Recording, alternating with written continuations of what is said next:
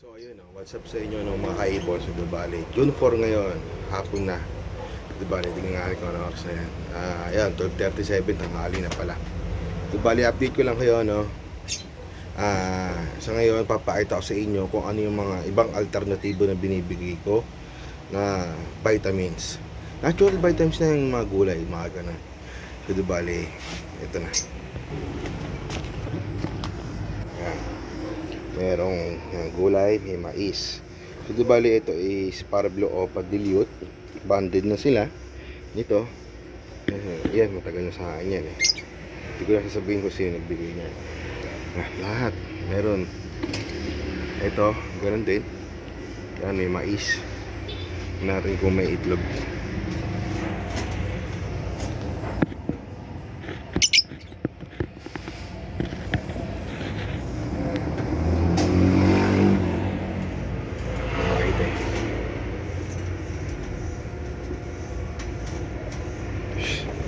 Yan, so di bali lahat sila meron. Merong gulay, may mais. Yan.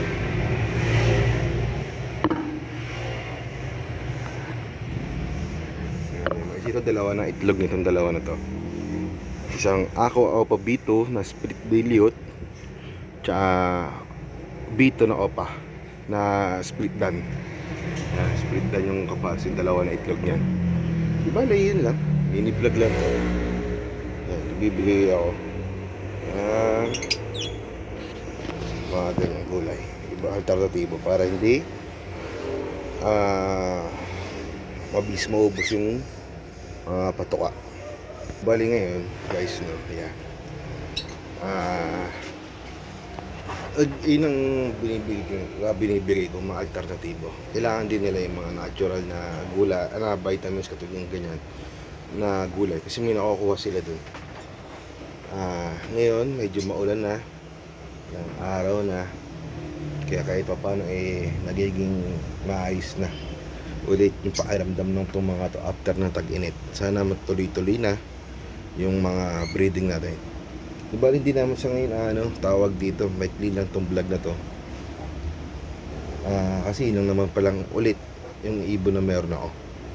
Yun lang ulit, wala nang iba. So diba ito mag like, share, and subscribe na rin kayo para sa ibang vlog. So diba ang ngayon ganito guys. Ayan. Kinakain yan diba? Kailangan kumakain hindi sila ng mais, yung mga African lovebirds natin. Kita yan. Sige natin. Sana makuha na natin. Ayan kumakain na mais. Mabuti at tatsyempohan din natin. Lalaki yan guys Yan, lalaki. Ayan, kumakain. Kailangan din nila yan.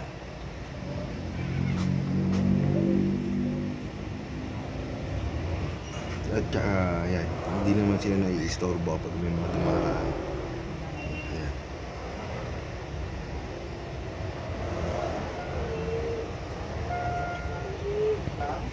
So yun lang. Like, share, and subscribe na rin kayo para maging update kayo sa mga pangyayari sa aking ibonan. Maraming salamat sa inyo.